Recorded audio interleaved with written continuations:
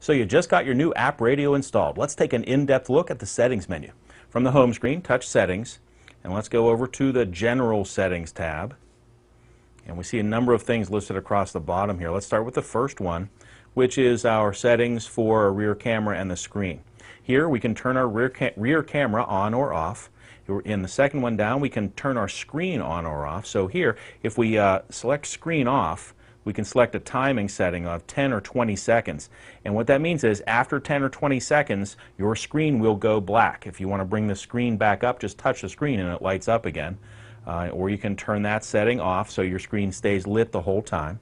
Next one up is your dimmer, and that is should be turned on if your radio is hooked up to your headlight setting. So when you turn the headlights on, the dimmer switches makes the radio a little dimmer and easier to see at night inside a lit car. Next is your LCD brightness, or how bright is the screen that you're seeing. And we have a number of settings to choose from there. We can make that a little brighter. We'll go back to that one, and then we have our black level. Black level is right now set at 1, or that is the blackest level that we have.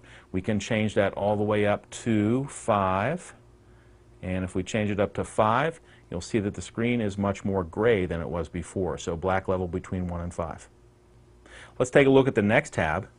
In here we have our radio region, which comes set as North America. Here we have our local setting, which is turned on or off for radio station, receiving stronger radio stations.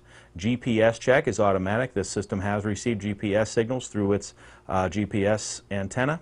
And then if we want to do a system reset, we can touch that and reset the entire system back to its factory settings.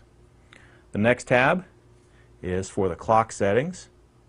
In a separate video, we showed you how to set the clock and the calendar.